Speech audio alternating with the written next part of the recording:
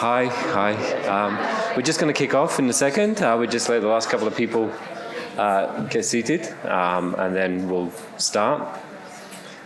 Just by way of introduction, for those of you who don't know me, I am Jason Parkins. I'm head of the Screen Incentives section in the Office for the Arts. I'm responsible for film, television, and games policy. It's a little bit quiet. Oh, sorry. Is that better? Okay.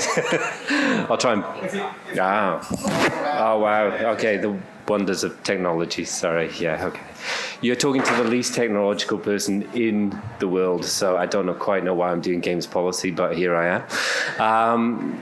So I head up the Screen Incentives section in the Office for the Arts. We do film, television, and games policy, as well as administering 3 offsets. So the first are film offsets, that's the location offset, and the post-digital and visual effects offset. And of course, we administer the digital games tax offset, which we're all going to talk about today. I'm joined by Ben Shiverton from Nagle Accounting and Luke Henry from LBD Accounting. And they're going to introduce themselves more formally later. But just first of all, I'd just like to do an acknowledgement of country. So I'd like to acknowledge the traditional owners of the land on which we meet today. I'd like to extend my respects to the elders past and present, and extend those respects to any Aboriginal or Torres Strait Islander people meeting with us today as well.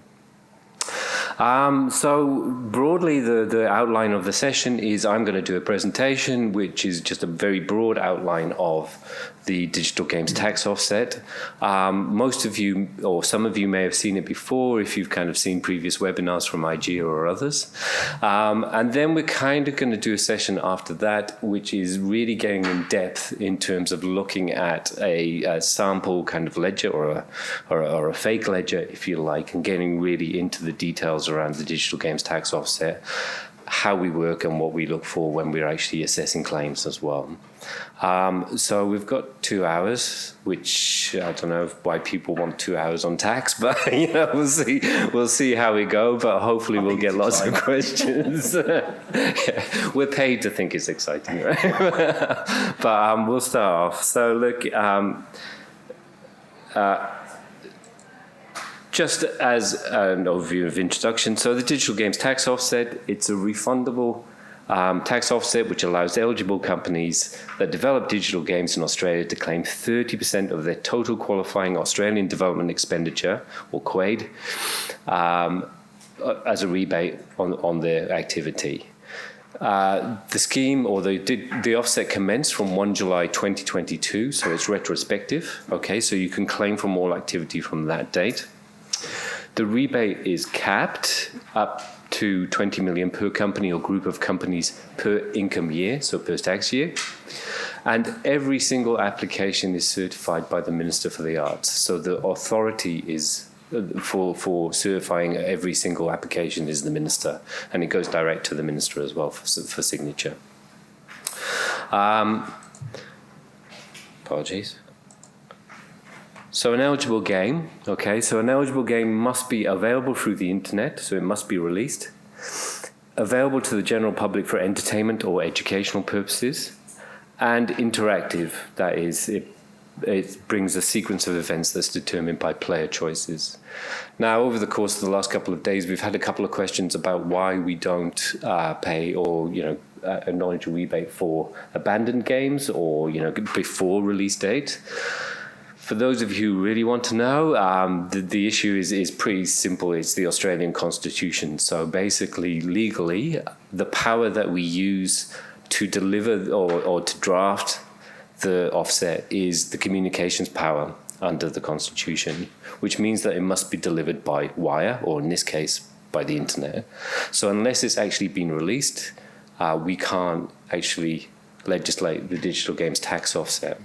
The film tax offsets on the other side of the fence, if you want to call it that, are actually under the nationhood power, but they're subject to a cultural test. So unless we applied the cultural test to games in Australia, which we don't want to do for several policy reasons, then really we need the release, and that's why we can't do abandoned projects or pre-release games.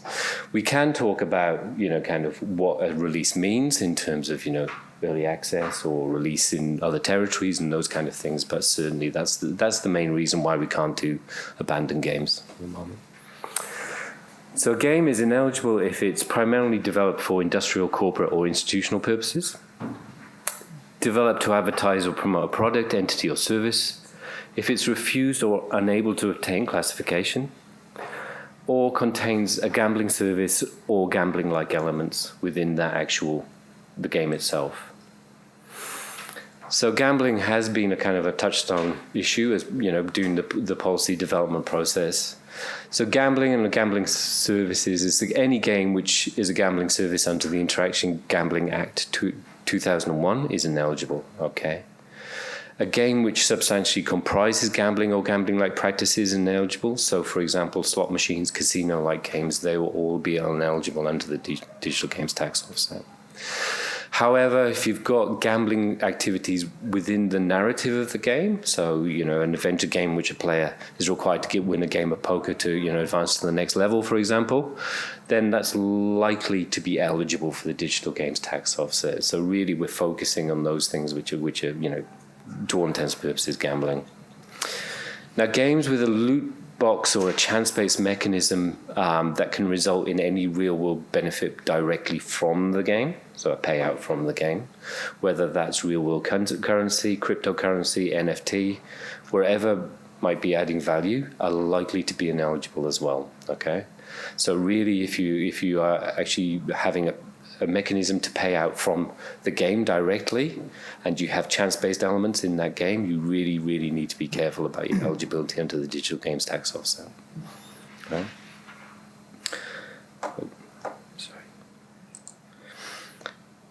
So the 4 types of certificates that you can actually apply for. Okay, so the first, probably most prominent, is the completion certificate. That's for a development of a new game. It can be claimed when it's first released to the public, and it has to be released for those kind of rather arcane constitutional issues that I just went into.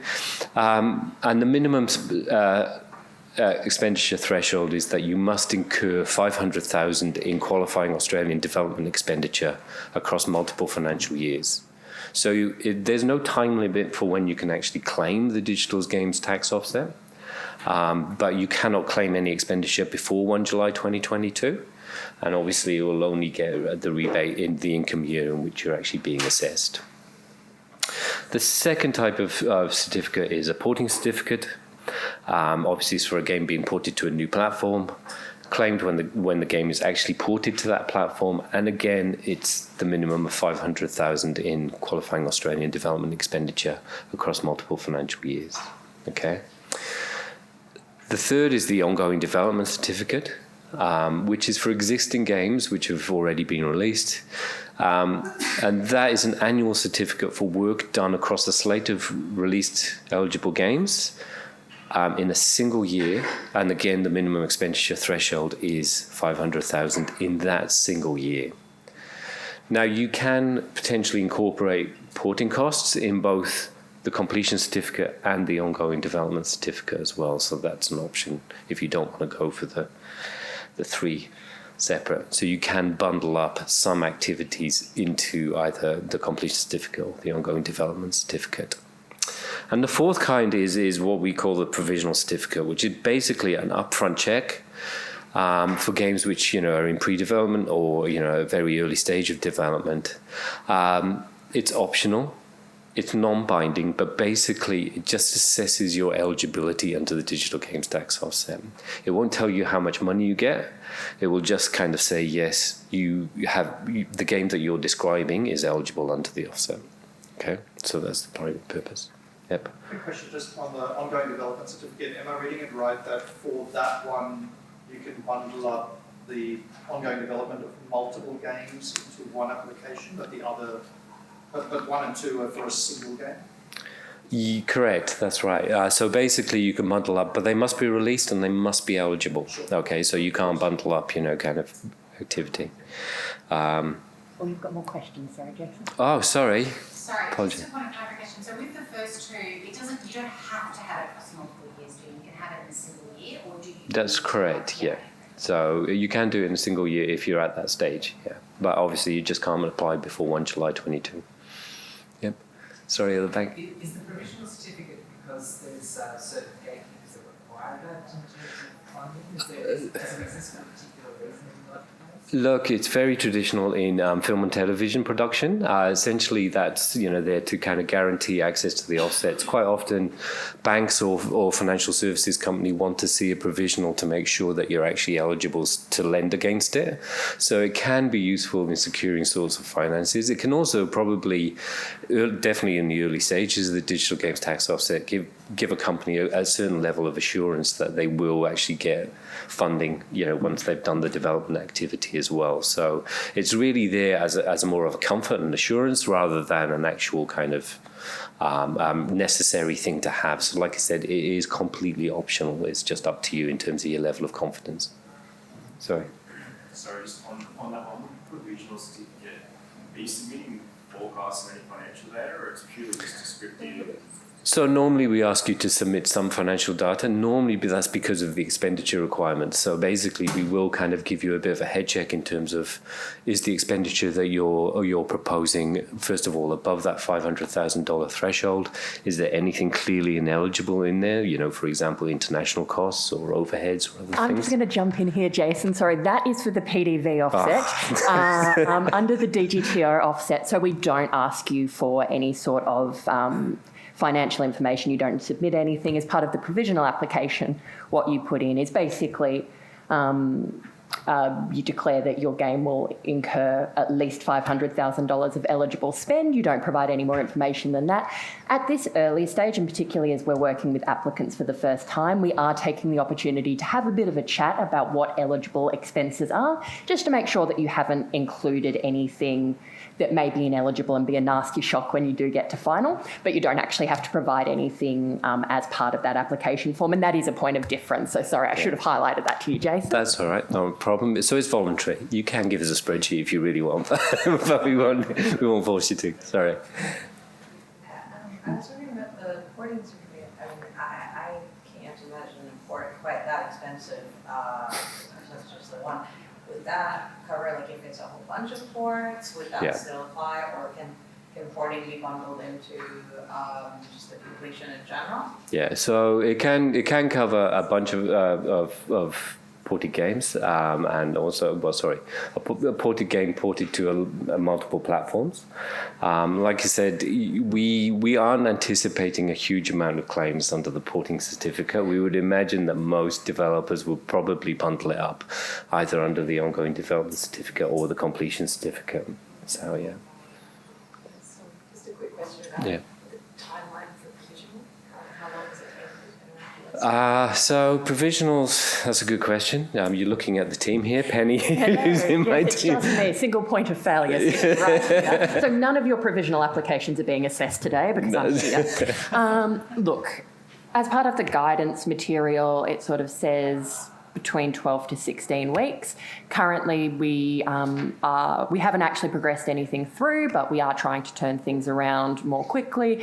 And certainly, if there is something that is really riding on it, talk to me, because there may be prioritizations that we can make, just for everyone's kind of awareness. And sorry, I think I might be stealing some of your slide content here, but in terms of the assessment process, just so you kind of understand why things take quite so long. Once a provisional application comes into me, it goes through a bit of an assessment process by my team, being myself. We'll look at it. There might be a bit of back and forth with you guys just to clarify some certain aspects. It then needs to go to the Digital Games Tax Offset Advisory Board, who are responsible for issuing provisional certificates. So there is a little bit of time in terms of their consideration and their review of the application. So that's kind of how the time builds up.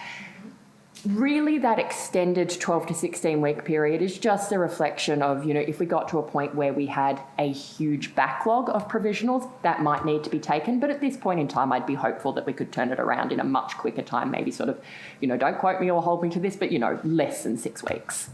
Yeah. Sorry. Hold Penny to that. Sorry.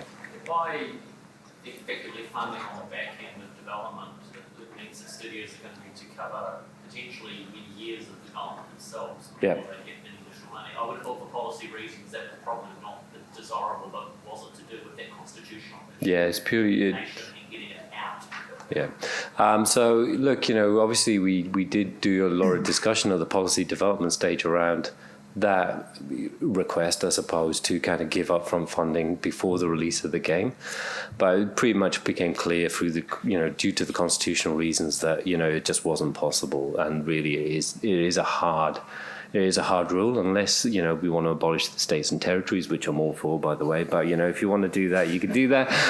But unfortunately, yeah, we are constrained by that. And really it's about, obviously if you fall foul of a constitutional issue, it actually threatens the integrity and the law of the whole offset structure itself. So it's not something you want to kind of play around with. So you find the most appropriate power, which gives you that flexibility to produce the content that you guys want to produce, but at the same time kind of allows you to go through the development process. But we absolutely get that. It's a bit of a shame because it is hard to get funding in the initial stages, especially on bigger titles. Yeah. And that has been an issue for the eons. When I was developing the New Zealand GDSR, the government made a policy decision to ensure money was getting out. Yeah. Straight away for that very reason. I mean, I think, look, we certainly have, obviously, the states and territories as well as Screen Australia have grant programs to kind of help in that pre-500,000 pre-release stage. But yeah, look, it's just one of those quirks of the Australian legal system that we have to kind of abide by, unfortunately, abide by the Constitution. So, yeah. So it's interesting to know. I've certainly learned a lot about government policy in the last few years. Yeah, that's right. Sorry, another question. Just looking at the ongoing development certificate and how practically that would pan out, is it sort of a scenario you was envisaged where, say, a company might have a few completed games that are out in the market already, just say they've applied for the completion certificate for those games, and then they do a DLC or continuous updates. So those are in the market and they were eligible for the completion certificate, they've received that also, and then any ongoing work can then be claimed next year. Is that help? Yeah, that's correct. I mean, it's broadly correct. I mean, so basically, we recognize that once, games are released, most games have an ongoing development kind of capacity. It's DLC, it's patches, it's fixes, it's bugs. And there's a lot of development work that happens after that release point. So really, this is, the opportunity for developers to bundle up that work as a whole across multiple games and claim the ongoing development expenses and the development expenses. Yeah, that's right. So it doesn't have to have, it has to be completed, but it can be completed, receive a completion certificate, and then you can apply for an ongoing development certificate for the same game. So it's a continual thing, but we recognize that there's a life of these things after the release. So that's how it goes. Completion doesn't prevent it from getting ongoing. No, it doesn't. No. As long as you're not claiming the same costs, you're fine. Yeah. I certainly commend the ongoing development certificate approach, especially in mobile games. You can have titles that were initially released 3-5 years ago and you still have a team of 30 people working on them because they are actively monetizing. Yeah, that's right. And it's the key distinction between the digital games tax offset and the film and television offsets, which are definitely a definitive kind of production schedule. And then once it's released, it's done essentially. So that's the kind of the key factor there. But yeah. Sorry. If you raise the 500,000 from, say, a sports brand that wants to get involved with your game, does that make you ineligible for this? Or because obviously they're going to look at it as part of marketing. Yeah. If it's not the main focus of the game, but it's a part of the game, it's a famous brand. Yeah. How does that work? Is that a case-by-case basis? I mean, look, working through the scenario, I mean, obviously I'm not going to be definitive in terms of saying yes on that. We really not going to look too hard into the source of financing. If you get it from a bank or from a private company or any other private entity, it doesn't really matter to us. It's about, as long as the game is released, it's publicly available and it's released over the internet, then really it's going to hit that kind of criteria. Where you're getting the source funding from doesn't really matter. Obviously, it still needs to meet all of the other eligibility criteria, the minimum expenditure thresholds, can't have gambling and those kind of things. But really, we're not going to question where you get your funding from. That's not really an issue, unless it's something so egregious, there's or illegal activity, for example, right? But really, we're not going to kind of go into that issue. Okay, I'll go into the next slide. So I'm just going to get into more detail about the completion certificate. Right? So basically, completion certificate, we just got a hypothetical scenario here. Brand new game called Mythic Quest, okay, and we're just going to go through the production timeline, which was in 2022, 23, you incurred $600,000 in qualifying Australian development expenditure. In 23, 24, you incurred $400,000 in expenditure. And then you come to make a claim, it's released in the 1st of May 2024. Once the game's released, you apply for a completion certificate for the full 1 million over those 2 financial years, and it will be applied to your 23-24 income tax return, okay, as a rebate. The next one, the porting certificate. So, you've ported Mythic Quest to a new platform.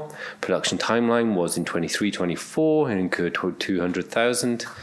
Another 350,000 in 24-25, and then you ported it or completed all of the port across all platforms on the 1st of May 2025.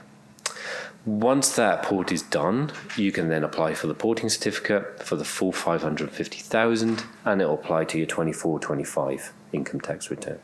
Okay.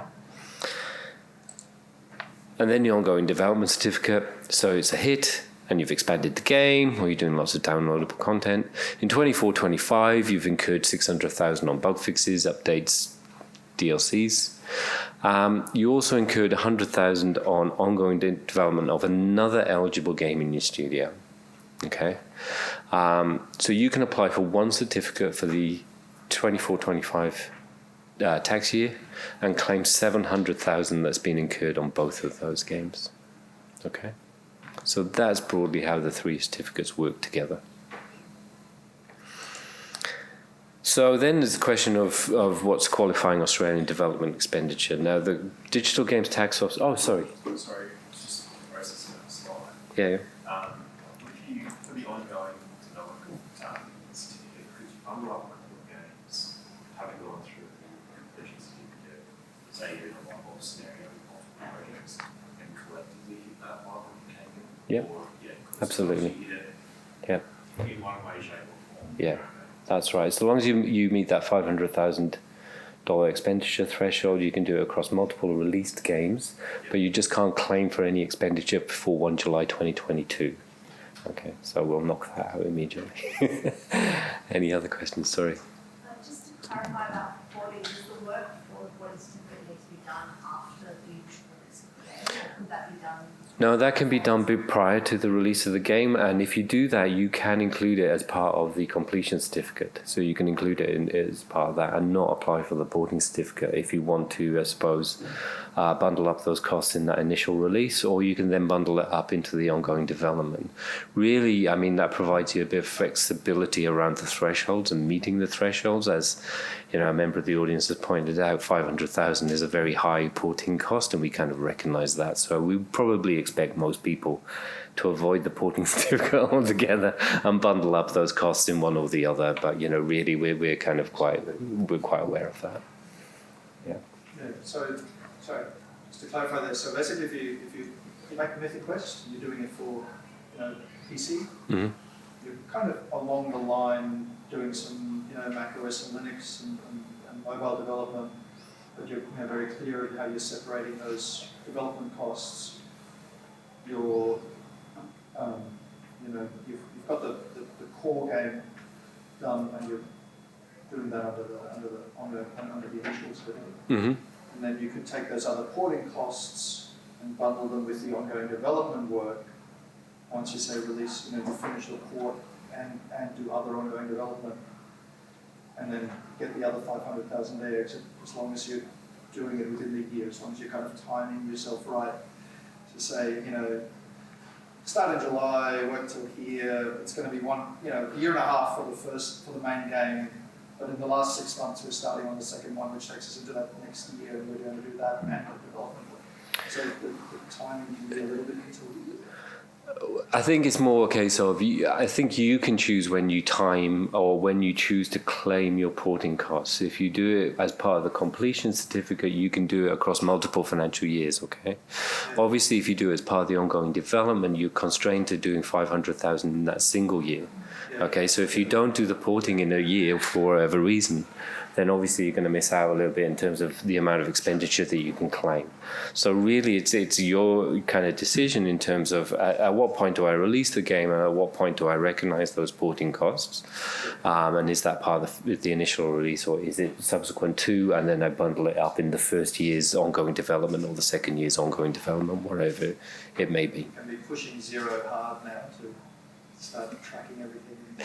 That's right. I mean, look. I mean, from our perspective, from a policy perspective, completion, ongoing development, and porting is all game development. And that's what we're recognizing. So it's basically you are employing games developers to develop games, and that's an activity that we recognize under the digital games tax offset as deserving of a rebate. So that's really where the policy is from. It's really up to you guys in terms of how you time your certificates and your claims for certificates as well. That's probably best for you as a company and the financial structures in your company. Sorry. I've got a question around, we work across virtual production and film as well. Mm-hmm. So we use Unreal to do a lot of development for posts. Yeah. But there's been talk about taking that film content into game. Yeah. Would that sort of fall under porting? No. It wouldn't. Straight up game film? Yeah, so it's straight up games only. You can, if you do changes as part of your game to the Unreal Engine, for example, and do development work on that engine, you can claim that as part of the game. Okay, but you couldn't claim the costs of the Unreal Engine or the licensing costs of the Unreal Engine, for example. So I'll come to that in terms of the kind of the quade of what's eligible expenditure in a second. But really, that's the kind of the threshold rule. If you're doing development work on an engine as part of the game, integral to the game, you can claim it. But if anything outside of that, for example, your film work, you're probably better off looking at perhaps the post-digital and visual effects, which is a bit more expansive and a bit more Yes, we're currently we're using Quake for one of the projects. Yeah. On that part of it, but during the process we realised that we actually could do quite a lot of it under as part of the development and production. Yeah. So really, at the end of the film, you will have quite a great range of stuff that we developed. Yeah. And then then visualising that as a playable experience or into a game. This is the question we get asked a lot from studios would be, how do you then turn what's been made into a game? We could obviously start from scratch and do that. Yeah. But there's all these assets and stuff that's already been developed. I just want to know Yeah. what's important versus So it depends. First of all, just a couple of broad points. The offsets, the federal tax offsets, are all mutually exclusive. Okay, apart from the R&D tax offset, right? So if you've claimed under PDV for that film work, for example, then you'll get a rebate on that work as part of the film context. You can still use that, kind of work, incorporate it into your game. Obviously, you'll have some development around how that then fits into your game. And you can claim for the development around fitting that piece of film that you've already claimed into your game. Okay, if you see what I mean, you basically you're dovetailing the two activities together. But what you're can't do is claim essentially for the cost of the film work as part of the game. If that makes sense. Yeah. So long as you're not double dipping and you're not duplicating costs, then you can kind of claim for both activities under a different offset. But we would make very clear that you just can't. One is doing the actual film, and then the other is incorporating that piece of film into your game. So that's how it would work. Any other questions? So also a timeline question. Yeah. The final certificate assessment turnaround. So it would be the same. So we say 12 to 18 weeks, and that because the final certificate goes through the full assessment process. So these guys will do a full assessment process, and then audit is there, but there's no expectation of audit. So look, I'll come to that in a second. So it goes through a full assessment process. Then it will go to our board, okay, and then it goes to the minister as well. So you're kind of looking at a slightly elongated time frame there. But as I'll kind of come to, essentially what we're going to subject you to as part of the digital games tax offset is a full tax audit. Okay, it means it's very different to the R&D offset, which is basically self-assessment, then audited by the tax office, at a certain percent. 100% of our claims are subjected to a full audit. Okay, which means that first of all, the minister signs it off rather than the tax commissioner. Okay, and we have never seen a certificate revoked to date under any of the offsets. So it's pretty rare that the tax office will come in, unless there's fraud or significant, misbehaviour, for the tax office to come in and then take away the offset once we've actually issued the certificate. So it means that you do have that kind of quite solid guarantee that it won't be taken away from you by the ATO in the future. Okay. And sorry, is it the developer's responsibility to get the audit done prior to application, or would be... So again, look, you can audit your expenditure if you want to. You do not have to, because that's fundamentally part of the assessment process. Now, obviously, if you're a very large studio, you'll probably have your financial accounts and your expenditure audited anyway by a tax accountant, but you don't have to have the DGTO claim audited separately to what we do. Okay. Audit's a proper word, right? We're talking audit of the entire business, or it's an audit of the application? It's the audit of the application. So essentially what we will do is we will go through every single line item in your GL, okay, that you're claiming against that game, and we will determine whether that line item is in or out. So I'll give you examples from the film world, which is obviously the ones where we've done before. We have very big claims under the location offset, which is the big international productions coming to film in Australia. In one example, the assessor, God bless them, went through 377,000 line items in the GL. Okay, I have seen claims for 95 million adjusted by $66. Okay, so we are quite exhaustive.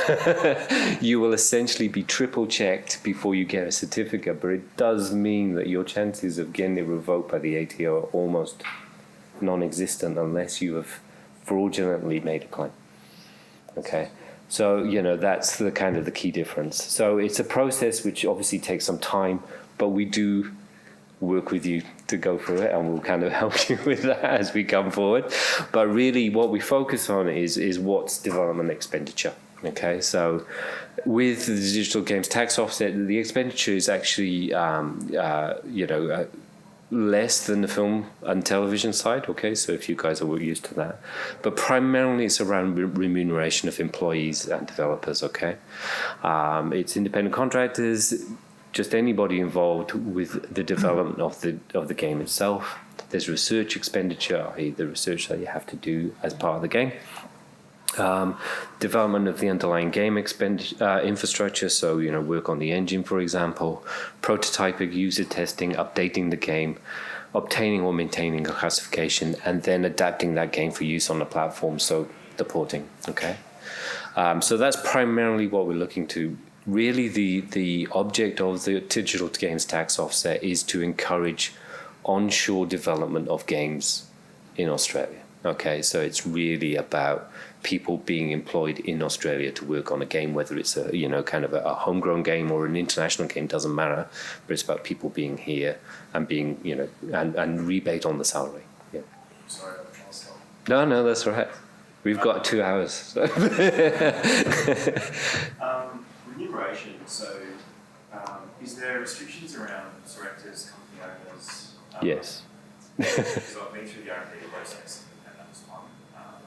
And yes, so is there restrictions? Yes, there is. Have to be paid for the salary, so there's restrictions on the amount you can claim. So directors can claim up to 65,000 in remuneration, and I'll come to that in a bit more detail later as well. But there is a cap on directors in terms of the amount that they can claim under a single game. So that's kind of the way the cap lies there. Single per game. Penny, is it single per game? And I'm happy to be corrected by you guys. My interpretation would be, I'm going to say per year. It's per year. Per year, yeah. I wrote it, clearly I know. Myself and my co-founder are really active in the actual software engineering and the science. Yeah. So 60K for any of those skill sets we code. Yeah, we do understand that, but yeah. But, sorry. Sorry, just regarding the point made before about your goal of encouraging local employment. Has there been, and this is purely forward thinking, any provisions in place to stop international companies taking advantage of it? So I know Canada, they do a thing where sometimes the percentage of headcount has to be maintained at a certain percentage to continue going on. Yeah, effectively, like to stop an international company getting that and then dumping half their next year. So under the DGTO, to be eligible as Quaid, an employee has to be an Australian tax resident. Yeah. Yeah. So can a company basically employ somebody for the duration of the game and then kind of sack them straight after? Yes, technically they can, okay, but we can't stop that. Do you know what I mean? It's difficult to do that.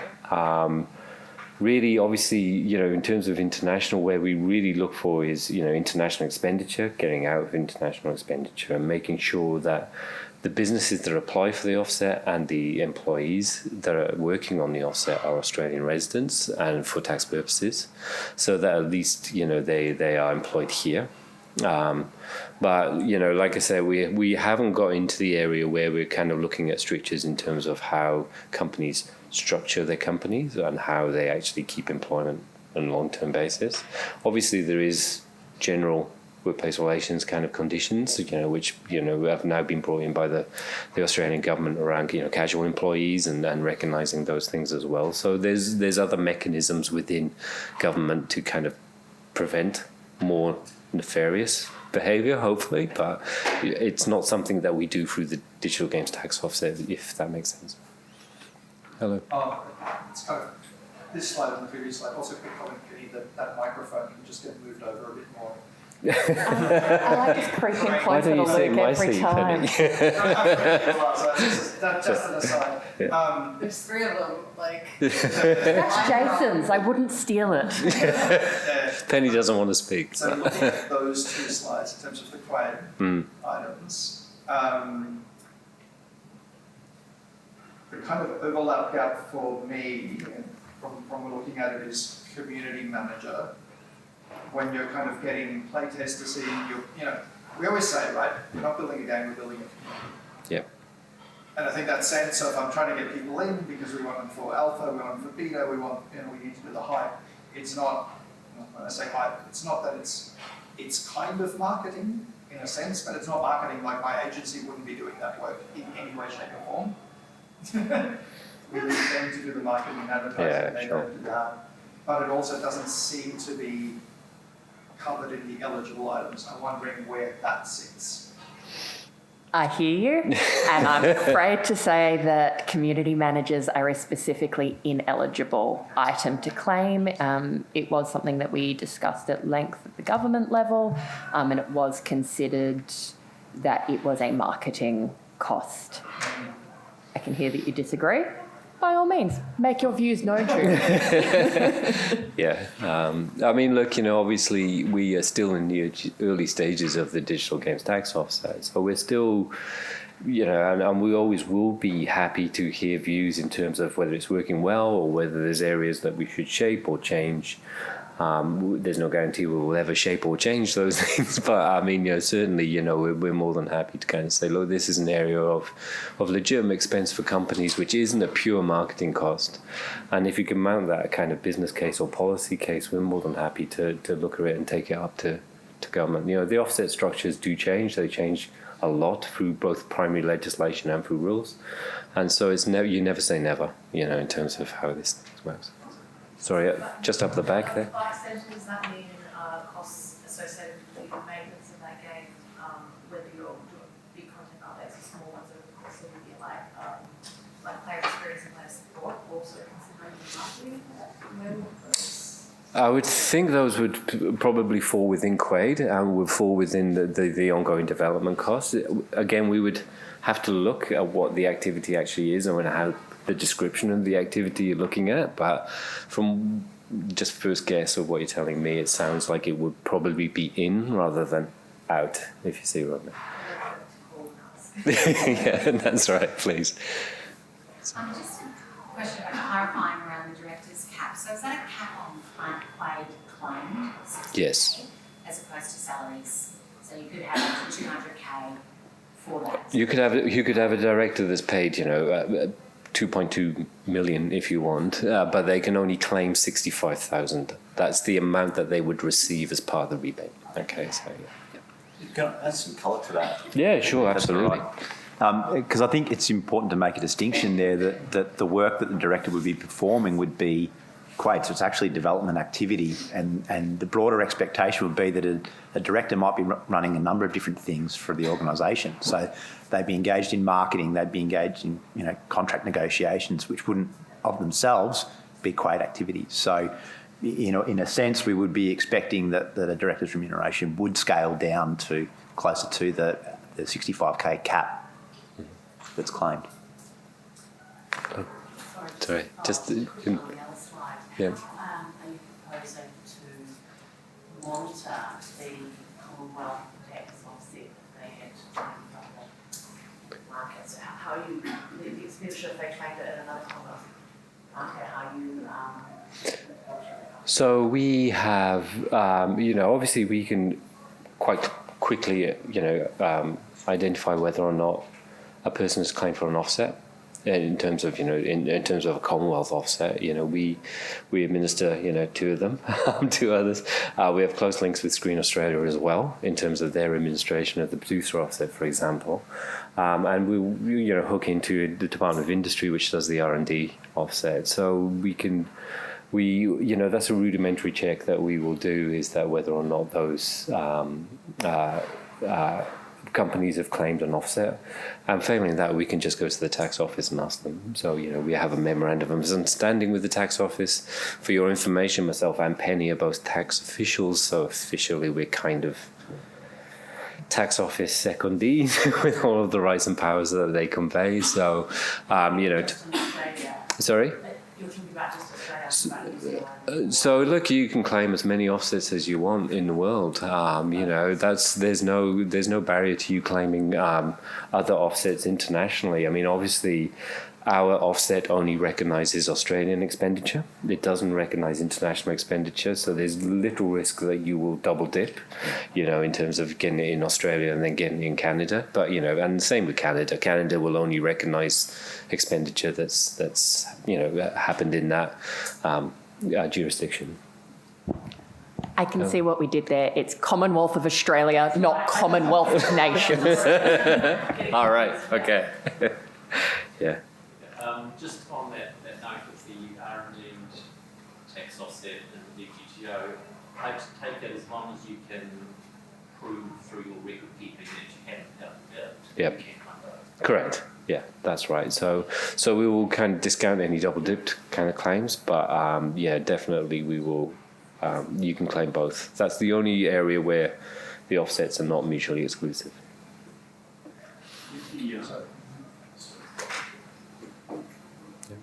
They're not mutually exclusive in terms of being on the same project, potentially. Potentially, I yeah. don't know what you mean by the not mutually exclusive. We still can't double dip, right?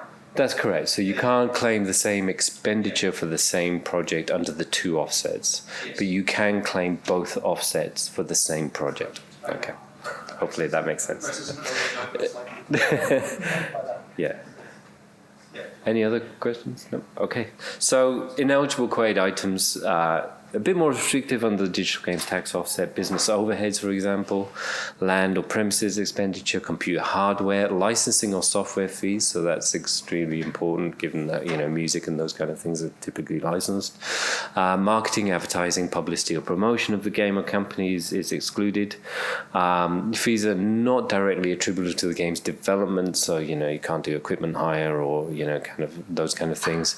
Copyright and trademark costs, fees for distributing and acquiring users, which is pretty, important for mobile games, obviously. And then, expenditure that has been already claimed under another offset, so including the R&D. Okay.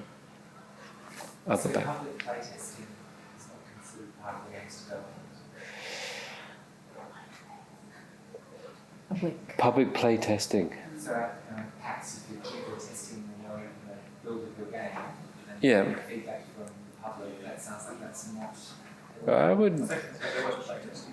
Yeah, so you could potentially put it under user testing. Again, we can't be definitive, without actually having a look at what you're kind of claiming. But I would probably say, you might have a case to mount that's user testing. Even if it is in a public forum, and obviously, but if it is contributing to the final product of the game from a testing perspective, then really, yeah, depending on what it is, I can't see why not. But it would only be the employee costs to facilitate that activity. Actually, that's interesting. If you just go back to that previous slide. So when we look at user testing, like at the top we have remuneration for testers, and then further down we have a user testing slide. Is it just remuneration, or is it things like getting the room for the focus test groups, or? Are you suggesting that tax law isn't clear and written to be understandable? That's very I'm offensive. not contradictory in any way. Because of the format of PowerPoint, sometimes things get dropped off in the explanation. But that's delightfully copied straight from it. No, you're right. Basically, remuneration is more or less what you can claim. Yeah. And then it's the tax law basically says remuneration on making the game and all these other things, but by the way, it's just the remuneration. Yeah, it's those people when they're working doing on this these stuff. Yeah. Okay, that makes sense. Yeah. And again, and it's... You're not taking names of the question? No, we're absolutely not. No, we're not taking photos or video whatsoever, but...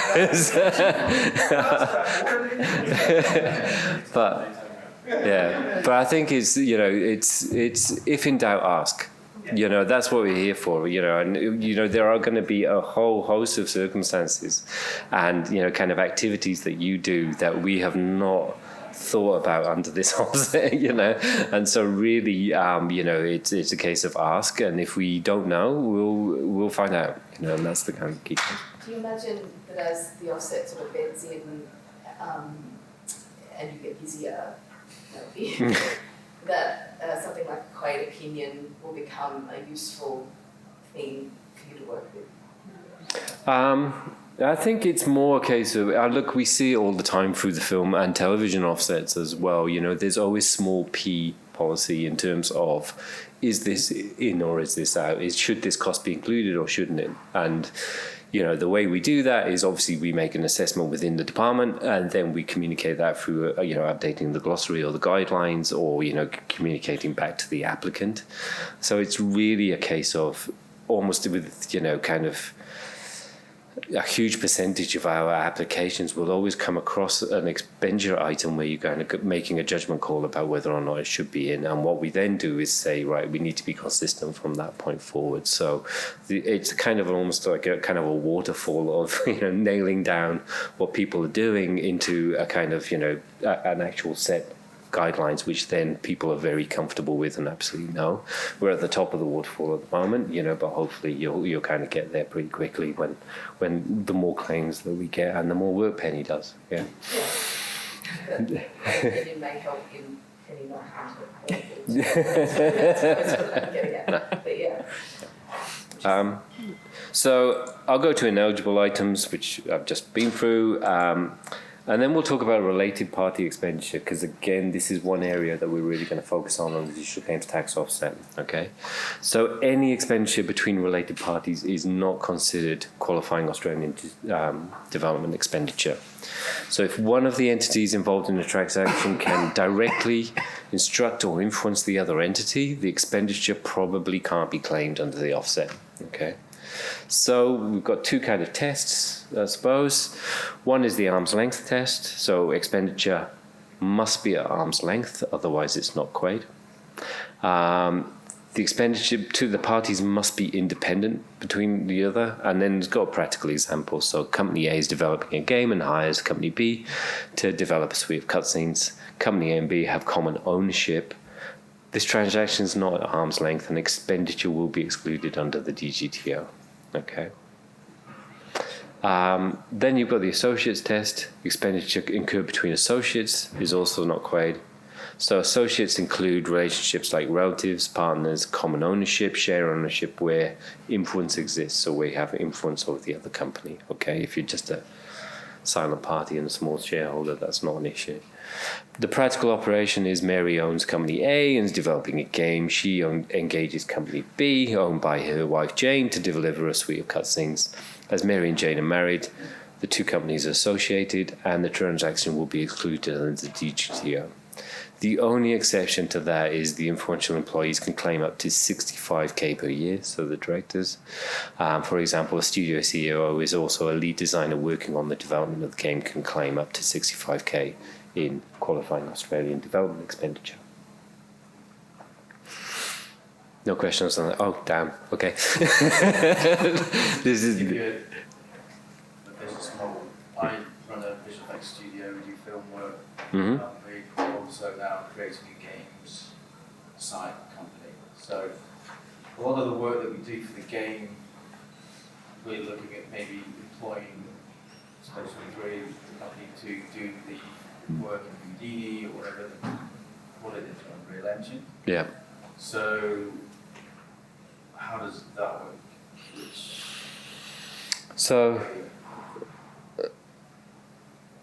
So basically, I mean, I think... Is there any relationship between... Is it a third-party contractor, or is it a related company to you? Well, I mean, I'm co-founder of both, I guess. Yeah, okay. So what you couldn't do is contract the cutscene work, if you like, or the film work to the other company and claim it as Quaid. Okay? You'd have to go through... So you have to meet all the cuts. Yeah. All right. So yeah, you two, you could make your cutscenes and sell to you, and you could claim it as part of the development of the game. Contract my company to come and work for them for a few weeks. Yeah, you could, but again, if you're related, you can't claim it. Yeah. So subcontracting, kind of arm's length contracting is usually fine. Okay, and we say usually fine because we can't be definitive here. But if you've got two companies which are essentially, common ownership, okay, and you're transferring, a piece of work between one to the other, you can't say, okay, I've bought that work and claim it as Quaid, if that makes sense. I think it's a single level of contracting from there's integrity rules.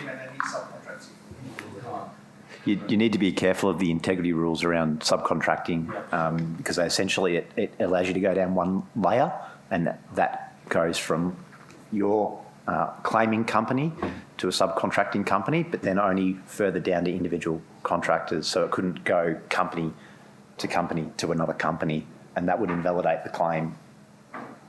So the easiest thing, the most straightforward thing would be for me to fire the guys that do Houdini in one other company, employ them in the gaming company. And then claim their proportion based on the work they do for the release. Hands up, I'll go. So I work for a company that's like an outsourcing company. Mm-hmm. So like a lot of clients, we don't own games, but like we pay like our employees to work on them. Yep. Just clarifying for the arm's length test, like how does that work? Would my company be able to be eligible to claim that work, or because it's external? I guess. Yeah. Like how would that work? Yeah. So if I understand you correctly, you're outsourcing from, your company. I am the outsourcing. Okay. Yeah. So you're doing the development work? Yes. Okay. Well, in that case, as long as you're not related, the company which is developing the game can claim you as Quaid, you'd right? have a contract saying you had right to use the IP and develop the game. Is there another entity? You're outsourcing developers into their company. Yeah, so we don't have right for the IP. They basically they'll contract us to do like a portion of work for the game. Yep. So just wondering if that expenditure that we are paying our employees to do that work So for example, if you do $100,000 worth of work for a game company, that's developing a game which is 100,000. But $1 million. Okay, you would obviously have a contract between yourself and the games company. They would pay you 100,000. They would then claim the 100,000 as part of the $1 million game. Okay, so that's how it would work. Okay. So does that mean their full budget for the game, but they only spend $100,000 on us? Yeah. Is that factored for the $500,000? So it would mean that basically they've spent the 100,000, okay, and they might have contracted out the work. So long as you're not related, you've contracted out the work, so they can recognise that work. But unless you hold the rights to the game and the IP to the game, you can't claim under the offset. We don't actually allow anybody who doesn't own the rights to claim the offset, and you quite often have to demonstrate that. Or have the authority of the rights holder to make the game. Or building the game and then handing it over to the person and doing a full arm's length development of the person. Right? That's correct, yeah.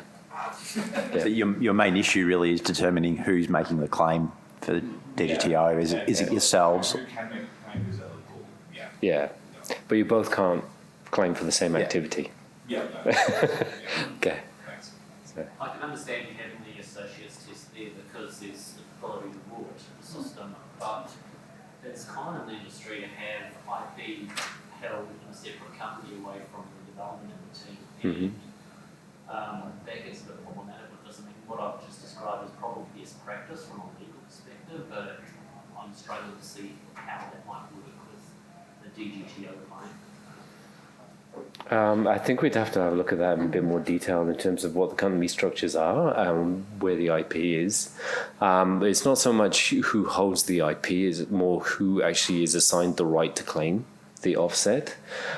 So it's, normally they're one and the same. The people who actually hold the IP are also claiming the offset or hold the right. But, like I said, we'd have to look at that in a bit more detail in terms of what the company structures are there. There was another question. I was just going to say, very similar comments. So my understanding here is that this is about stopping arbitrary inflation abroad. Yeah, it's about a related company essentially charging, their mate $1 million for work which is 100,000. Okay, that's what it's about. It's about overinflation, particularly around the minimum expenditure levels. Quite often you kind of see it in the offset world, which is we might try and inflate some costs to actually get people above an expenditure threshold. We do use kind of market rates and get an assessment of market rates, but that's essentially what it's trying to stop is those mates rates, if you see what I mean, which might kind of be open to abuse. Okay. I'm not saying it's endemic in the film. No, it's not, but it's something that we always guard against, and it's just traditionally. And this is just a very quick and easy way to kind of go, you can't just do that, right? You can't do it. Now the application process. So, like I said, if you've got any questions, myself and Penny, we're just there to answer all of your questions. If you want to, a virtual meeting or a face-to-face is not a problem whatsoever.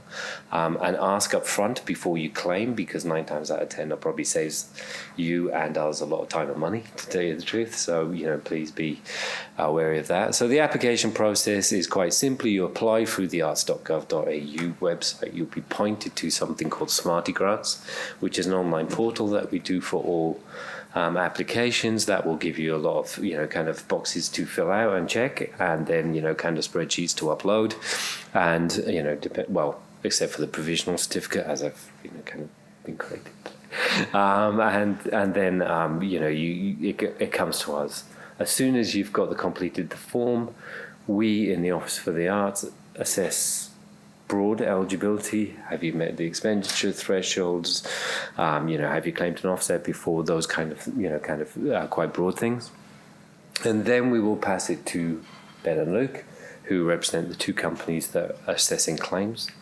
They will do a full assessment of all of the line items that you're claiming and get rid of any expenditure, apply any caps that might need to be done, and then kind of report back to us formally to the department. We then put that report and our recommendation around eligibility forward to the Digital Games Tax Offset Board. That's comprised 2 technical experts. So currently it's Morgan Jaffet and Joey Egger, and also the relevant SES in the department, former SINS, that's me at the moment. So obviously 2 technical experts and somebody else. That then the board then considers it, and then we pass the recommendation to the minister. Okay, and the minister issues the certificate. As soon as the certificate is issued, it goes directly to you, and then you hand it in to the ATO as part of your income tax return at the end of the financial year. Okay, it's refundable, so it's cash in the bank. Oh, didn't want to do that. So obviously, you know, kind of a lot of people will not have been through a offset process before. So like I said, you should probably prepare yourself for a tax audit, okay? So it is quite exhaustive. It is a lot of expenditure will need to be substantiated. You will need to keep invoices, receipts, payroll records, employment contracts, letters of engagement, schedules, quotes, and also, more importantly, if you've got developers who are working across multiple projects, particularly for the completion certificate, evidence of how you've apportioned costs of those developers against a single project. And we'll be looking for whether or not a developer has got 300% of their time apportioned across 6 projects, right? So it's those kind of things that we will automatically start to kind of look for, but that's the evidence base that you really need to start to build. So if you think about it, if you've got anything in your general ledger item that you are claiming as qualifying Australian development expenditure, you probably need a piece of paper to actually verify that you've spent that, okay? It's useful, to be honest. They're not absolutely necessary. We're not going to go into everybody's quarter of an hour or half an hour or wherever it is, but certainly, you would need to demonstrate apportionment in terms of, reasonable apportionment of cost by individuals into a project, So that's really a kind of a key point. But like I said, it is a tax audit. And that has its downsides in terms of kind of the extensiveness of it, but also it does mean that at the end of the day, the chances of you being subjected to an ATO audit, which might revoke the certificate, are practically zero.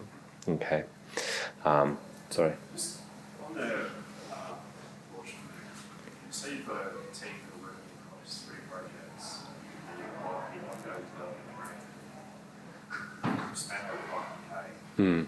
Do you need to get into super detail on the, as well? I think in that circumstances, on the ongoing development, you probably need less detail than you would do on a completion certificate where you're claiming for one project. Where you're kind of saying, okay, this team here did 100% of their time on 3 projects, and I've claimed, the salaries, and here's their salary, records.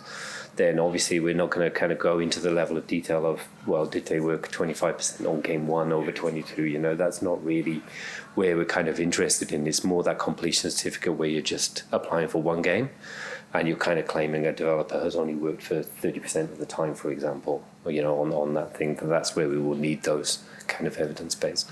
The hard part, if I can add some colour to it, is if you've got one title that you'll be claiming on certificate 1, but then you've got ongoing development on other titles, that there's going to be a need to do an apportionment there, because it's not until you actually get the release that the proportion of that person's salary is going to be able to be claimed. So, yeah, I think there's going to need to be, I suppose, a tightening up of the way in which records are kept for a lot of studios to ensure that they can evidence where staff are being deployed. I'd like to think timesheets probably aren't necessary, but some form of system to at least track and record who's working where will help. Yeah. So do you need to have a completion certificate issued to claim against the ongoing? So game's already out. No, you don't. You can see it's publicly released and downloaded. No, you don't need a completion certificate, so it doesn't need to have gone through the offset system to then be subsequently claimed. So you can have prior releases which you can then claim the ongoing development certificate for. It's just you can't claim any expenditure before the offset commenced on 1 July 2022. So if you release the game back in 2018, and you for whatever reason you're still working on it, you can claim that expenditure. That's not a problem. Just related to that separation of expenditure, would that also affect a studio that had 4 games released, or one of them had loot boxes or something? You want to separate the eligible ones versus the So you can only claim for eligible games. You can only claim for activity on an eligible game. So if it's clearly a gambling sim, a casino game, for example, and you're trying to claim for pokies 1, 2, 3, then we're going to rule that out pretty much immediately. But really, most loot boxes, depending on the type of game, like I said, if it provides no real world value, then most loot boxes are probably pretty safe. It's just where it provides that real world value directly from the game, or where it's a casino or a gambling simulator. Okay. And we do look at YouTube videos of the game, by the way, just so that we can kind of work. It's my main job. Yes. Did you? I just have a question about qualifying expenditure with regard to employees, and is that based on the actual salary amount that is in that contract, or is it looking at the range of costs associated with that person? So do you mean things like leave or superannuation, or? Yeah. So leave and superannuation is covered. I'm reliably informed that long service leave and maternity leave is not covered, but we're going to look at that to be honest, because kind of those kind of leaves, there is a case for those kind of leaves to be recognised as well. But at the moment, yes, you can do effectively the salary and on costs or normal ongoing costs of employing an employee. Okay. So then just very quickly, the relationship with other federal, state and territory incentives. So as I've kind of described, offsets are mutually exclusive with the exception of that R&D offset, which you can't double dip. You can combine the federal incentives with industry-specific grants. So if you've had funding through a state agency or Screen Australia, for example, that expenditure can also be claimed as QUAID. Okay. General subsidies such as, JobKeeper is a classic example during COVID. Those kind of subsidies normally cannot be claimed as QUAID. Okay. And then obviously state and territory rebates can be combined with the offsets, which means that, in some states, particularly Victoria, where we're at, it's then a very attractive proposition as well. Okay. And that is it from me. Thank you for your attention. Thank you for that. I'm going to hand over to Luke and Ben, who will introduce themselves more formally than I introduced them, but also we'll go into a bit of an assessment and a bit of a practical session on actual a game, a mythical game. Thank you. Do you like that I just bullied him away from the microphone? I'm like, we're sick of you now. Excellent. Let me just, before I throw over to you guys, I'll pull up a spreadsheet. We're just going to go through, basically look at a bit of GL, the type of things that we look out for as part of assessment. I will clarify both in terms of having put the example together and why we use independent experts. I did a theatre degree. I can barely count. So if something doesn't add up in this example, just ignore it. And it's also why we have independent experts who actually do your assessment. So over to you, Ben. Hey, I'm Ben Chiverton from Nagle Accounting. You might have heard of us. We do a bit of film and TV stuff, and I've ended up in the game side. I should not let Tony talk about Steam. It's not good. Anyway, so I guess we'll just take a quick spliz at this Excel.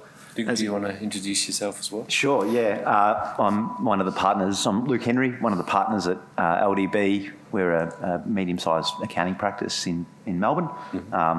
Look after about 60-odd studios around Australia and have been looking after the industry for sort of 25-odd years. Yeah, and just for context, these two firms will be the ones which will assess the claims at that initial assessment stage, so that it'll be one or the other, just so you're aware. Cool. And also just for context, that when I came up with this example and named it Buffalo Billiards, Jason said it wasn't funny at all. So if anyone is looking for a creative genius in their team, I'm available because I can't work under these conditions. Okie dokie. So this is obviously a completion certificate. October release date. As you can see, we've got costs starting in 1st of July 2022 on towards release. So this is essentially the summarised version of what you'll be sending in. Total column, quad column, notes to the side. So I guess we start at the top. We've got Jane here, director, lead designer. So obviously this is where that $65,000 rule comes in. In this instance, we've only claimed the $65,000 cap, but as we discussed before, that's $65,000 per director per year. So technically, we should have been able to claim more than $65,000 given it's branched 2 financial years. For this example, we've just done the straight cap. So that's one, obviously what we discussed before. Colin's next. Now, Colin either has a very coincidental surname or is related to Jane. And that would then trigger the same cap, given that if they were related, Jane would have an influence on the wage and therefore the influential rules kick in. Moving on, Sarah, we've done the apportionment here. Someone's done a timesheet or some kind of reasonable estimate / like that's the thing. How you do the timesheets or how you do your system will determine what percentage you end up with. So they've claimed half of that there. And this is moving on to Nick. The long service leave's kicked in there. And as discussed, for now, that's not deductible, but pending review. So that'll be scrapped out. If you've noticed with Paul, he actually lives in London, which means someone hasn't read the guidelines. In that instance, obviously, we'd have to remove him. Nothing wrong with Mark. That's nice. So that's the thing. We're just line by line. Things just keep going. Community manager, as discussed, like that. We've covered a lot of this already, haven't we? Community manager's out. And this final one's the real thing we've been seeing a lot of at the moment, bonuses. As they stand, most bonuses won't actually be deductible under QUAID. They need to be tied to a production milestone, like X amount of code base done by this date, like some deliverable. It can't be tied to the company's performance. It can't be tied to the number of players you have or any other metric other than X employee had to have this done by this date. That also means things like Christmas bonuses will be out, which is not popular, but you would, maybe there's a milestone that's near December. I didn't say that. So it's only bonuses that can be tied to the development of the game. Anything beyond that, general performance bonus is not QUAID. But if it's tied to a specific milestone in the game, then more likely it will be. Which might be a way in which we see more of the bonus structures come through in future, I suspect. And, we fully recognise that, kind of the offsets shape behaviours and change financial structures and, we fully expect that. Also not to advocate for crunch, though. Yes. So what are you looking for to demonstrate those bonuses? What would be good practice within a company? Is it that you're going to have these kind of KPIs that then generate bonuses for your game? What do you want? Yes, ideally you'd have some kind of minute or email or something that you'd sent out to the employees to say, hey, here are your targets, here are your goals. If you do this by this date, you get this bonus or a percentage of your, that's the thing, if it's a company-wide policy, perhaps it's saying X% of your wage as a bonus if you hit these milestones by this date. And like team-wide is okay, that this sort of team can allocate, and then in this spreadsheet you can allocate it to your team members. That's Exactly. So yeah, that's because let's be honest, it's all remuneration. So this kind of stuff is pretty easy to track. So there's not really a whole lot to say here. It really is these fiddly things like the bonuses and the leaves that really just make it a bit icky. So just going to roles where like employee might have multiple hats, like a community manager considering effects or something. Yep. Exactly. So you'd have a tracking code for your equatable costs or otherwise. It actually brings up a good point. There's a part in the legislation, if you are working 90% of your role on a equatable project, the other 10% is just a gimme. So if someone's VFX and 10% of the time they're just doing the company payroll, just 100% done. So yeah, I think that, was there any other questions around weight? Yes? I just, sorry, I had to take that really quickly. So for the producer column, Pevensey as compared to Pevensey, clearly pronounced differently. Were you saying that the 80% would be, the 80,000 would be reduced down to 65,000? Exactly. Per director per year we're looking at. So yeah, as I'm... Financial. I did a theatre degree. But given, like, if we just pretended that this ended 30th of June 2023, then that's how it would look. Yeah, I think it's indicative of just what we look for.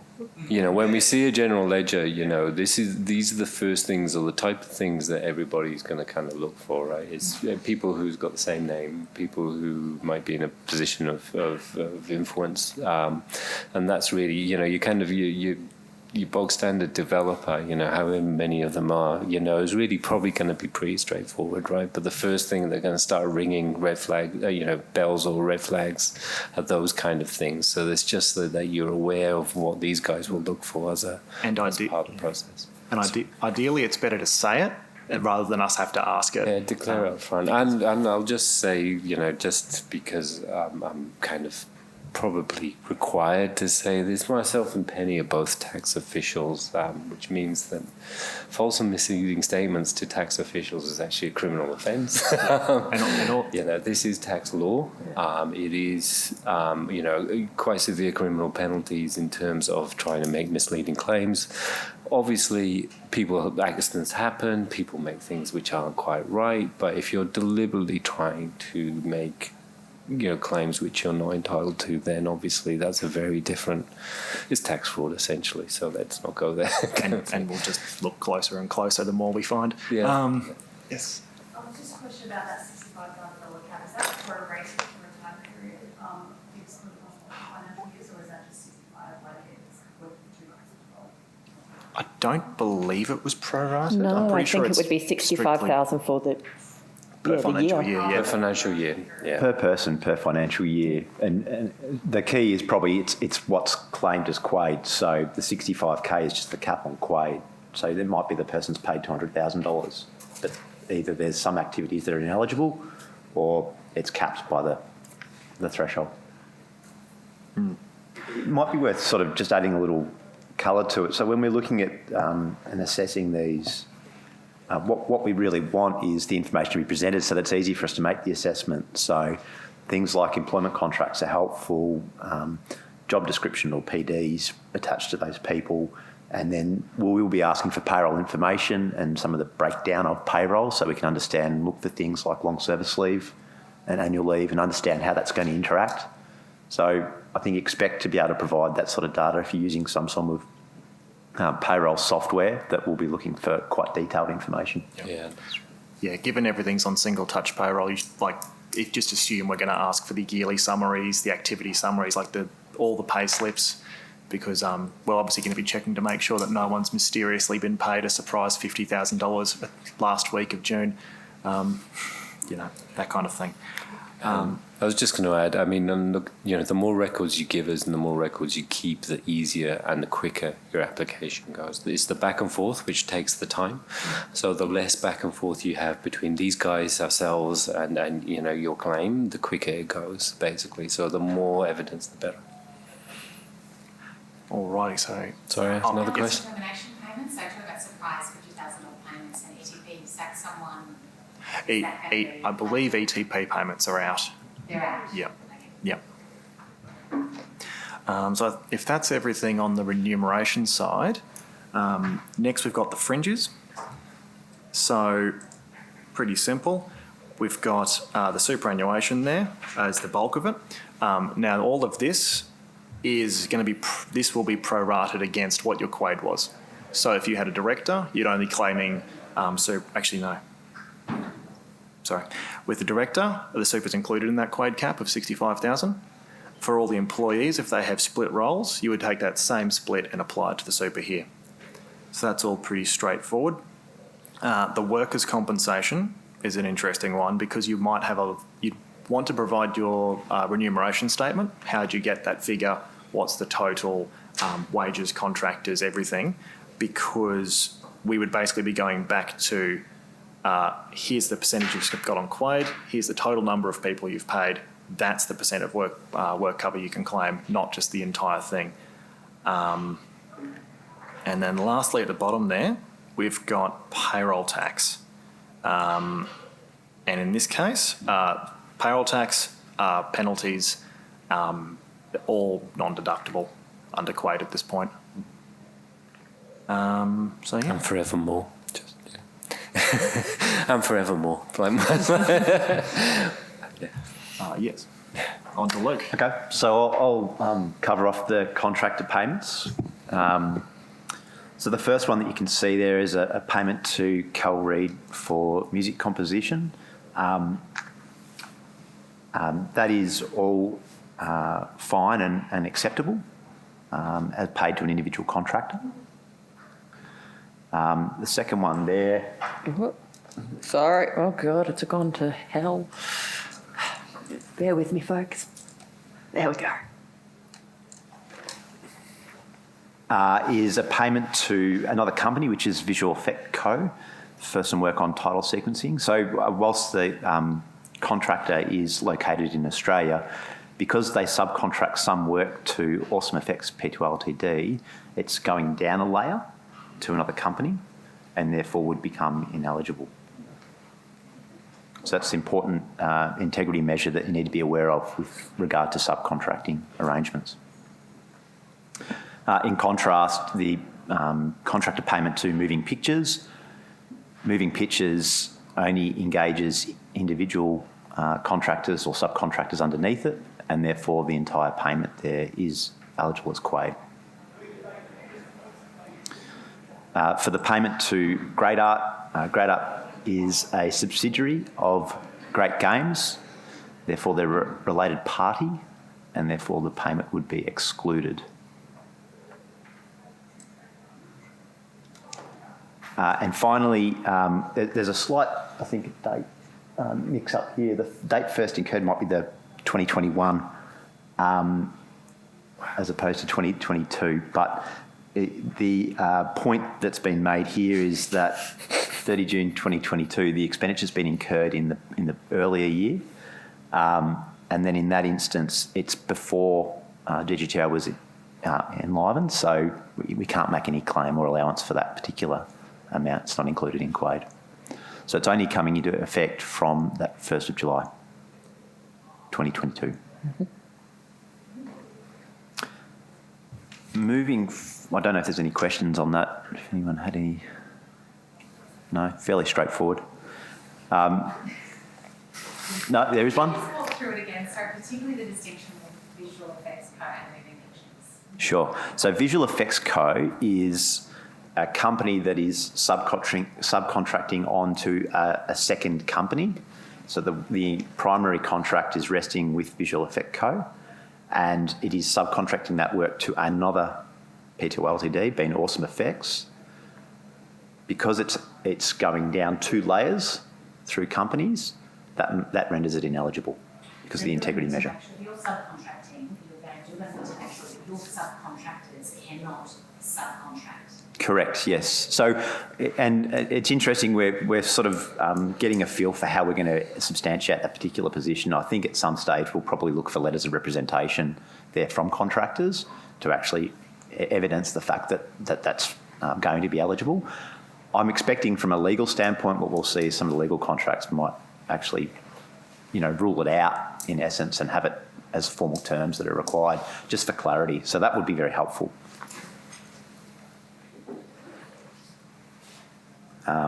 And obviously, the other key element that we're trying to look for is where there's work that's been subcontracted outside of Australia. So if it's going to a company and then disappearing off to the Philippines or something like that, we'll need some confidence that it's all been still retained within Australia.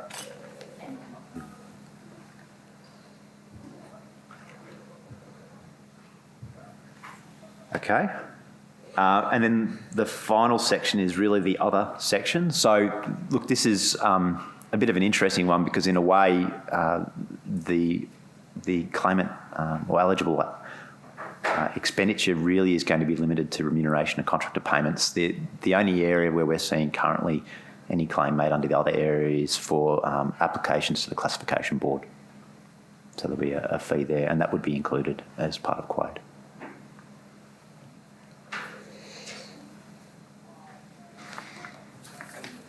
Cool. Did the second sheet, the revised one, have all the corrected figures? It does, except for the mistakes are made, which let's just pretend that $65,000 cap wouldn't be per year because I kind of forgot about that. But here we go. Do you mind if we quickly? Yeah, sure. As long as we're nice, yes. Absolutely.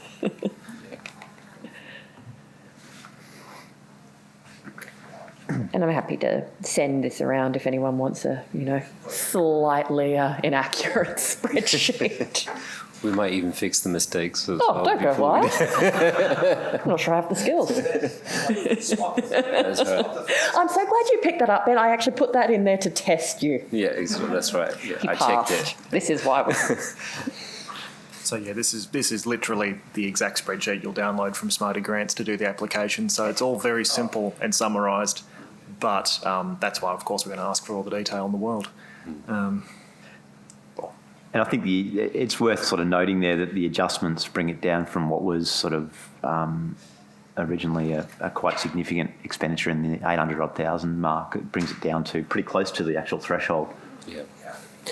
And that's really, something that we would encourage people who are near that threshold to come to us and actually talk through, kind of some of these things, because our worst case scenario really, for both, us and you is, a game which might just be over the threshold, a $600,000 game suddenly turns into a $400,000 game and is completely ineligible because of those minimum expenditure thresholds. So really, if you're near the thresholds, then obviously come talk to us. We can walk you through things, and obviously, like you say, if you've got a completion certificate and you've only spent 600,000, but you are going to port it, it might be worthwhile just holding off until you've done that porting, until you've got that little bit of buffer about the costs before you actually make a claim. In your experience with other ones that you've done already, I guess would it behoove us to be working with a experienced accountancy firm to do this kind of thing? To help Look, I mean, this during the process or before the process? Yeah, I mean, we would never say you must use an accountancy firm, but we would always probably say, you might be best using an accountancy firm. It's obviously, they can be expensive, but also a failed claim that knocks you below that expenditure level can be really, really expensive. So it might be a little bit of money spent, saves you a lot of money in the long run. And in your experience, when clients, whatever we are, put the companies put these claims in, and it's gone with one of the top 6 or something. We've used DGTO previously for R&D, possibly looking elsewhere for. There tends to be a lot fewer adjustments? Is that what you're kind of Yeah, it tends to be because the relevant firm will normally knock out things which they know are clearly ineligible beforehand. On the film and television side of things, there's a lot of production accountants who have been through the offset system. And I will say this: the first time is always the nightmare. Once you kind of gone through the system, and once you know the process, and you know roughly the level of evidence that we're looking for, it gets smoother. It does get better, but certainly. But certainly, kind of it is, the offset is based on you are a business that can look after itself to a certain extent, and that you have those structures in place, and obviously we recognize that the game industry is smaller. It's a very different industry to the film and television industry. But then again, it's kind of the offset differentiates between what's become a hobby into becoming an actual commercial business. And if you're a commercial business, you need to be keeping these records just as a matter of course anyway, to tell you the truth. So I would probably say yes, get some expert resources at your disposal to help you with your actual business structures and your claims. And I will say, if you are intending at any point to cash flow the value of the offset into the budgets of your production as part of the ongoing capital in the business, a lender, who shall remain nameless, would expect you to have a grown-up accountant running everything for you. So yeah, we just don't want you to have any nasty surprises at the end of the process. And if you've never done it before, going through provisional may help. But at the end of the day, it's actually going through the process, which is really thing. And like I said, we're here to help. We do actually want to give you money that you are entitled to. It's not about just knocking out expenditure that you're not entitled to. It's about we want to support development in Australia. That's the whole reason for the offset. So as far as possible, we're going to be as reasonable as we possibly can. But it is about having that evidence base, because like I said, the alternative is you go to a self-assessment and the ATO kind of doing the audit, and then you get a large proportion of claims which might be revoked, right? I'd like to think we're a lot more friendlier than the ATO. Speak for yourself. You haven't seen some of my guys on an off day. But yeah, I mean, look, like I said, I think, look, the ATO kind of trusts us. They see this system that we use, which is similar to the film and tax offset, as very robust, and so they don't really have kind of a need to query it or to query our things. So from that context, there's a lot of advantage there. But yeah, like I said, we are here to actually try and give you money to help you develop a game to actually release it. And so if we were to put in, say, a provisional certificate application, really forecasting and say filled in a spreadsheet, with the kind of forecast, this is what we expect it more or less to look like by the end. You would give us feedback on that. So we can give you feedback. Look, I'd really only put in a provisional certificate, from my perspective, if you think you might fall foul of any eligibility requirements, so if it has got gambling or gambling-like elements, or if you think you might not get near the threshold, for example, really it's about eligibility in terms of the provisional. If you're, if you're like a standard game which has gone through the development process and you spent, $2 million in development costs, it's very unlikely you're going to get tripped up by an expenditure threshold. If you have a standard loot box which doesn't provide any real world value outside, as part of the game, then it's very unlikely you're going to get tripped up by, kind of the gambling-like thing. So really, you can probably have confidence that your games can go through the system without getting a provisional.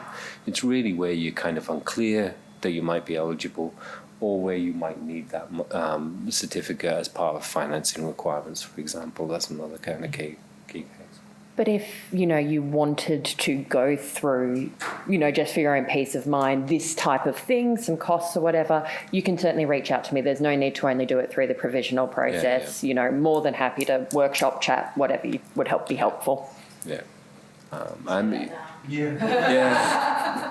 But please contact Jason. And look, I would expect we would see quite a lot of things around the, the kind of the integrity tests, the associate tests, the third-party expenditure, use of contractors, for example, those kind of things. If you're unclear about how those relationships will get treated under the digital games tax offset, it's best to come to us before you enter into the contract rather than contract the work and then try and fix it. So that's really, we are here as a resource to help you kind of say, if you're going to do that kind of arrangement, yes, that should be fine, and we can do that. Obviously, we can't do it on the spot, we can't do it, kind of in the room, but certainly we can give you quite detailed advice if that's what you want as well. I would say some of these integrity measures are fairly clear-cut, though. So it shouldn't come as a surprise to anyone. No, that's right. It's more, I think, from our perspective, we get that, there's varying degrees of sophistication in the industry, I suppose, around people, around developers. Obviously, big studios, even medium-sized studios are going to have their own resources. They're going to be well-resourced to do that. Much smaller developers will probably have not come across anything like this in their lives, and are probably going to have a much different level of confidence around what they can do and what they can't.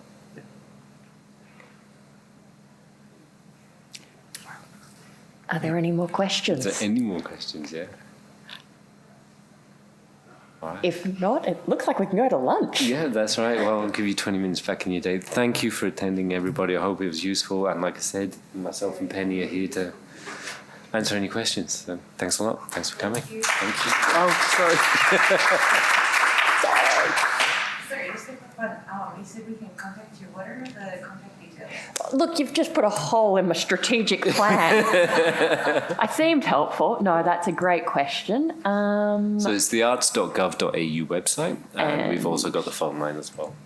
That's our phone line, and that email address is the group mailbox for me. Yeah.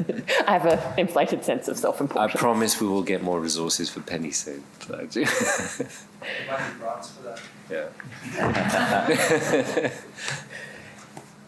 So Cool. Thank you. Thank you. Thank you very much indeed, everybody. Thank you.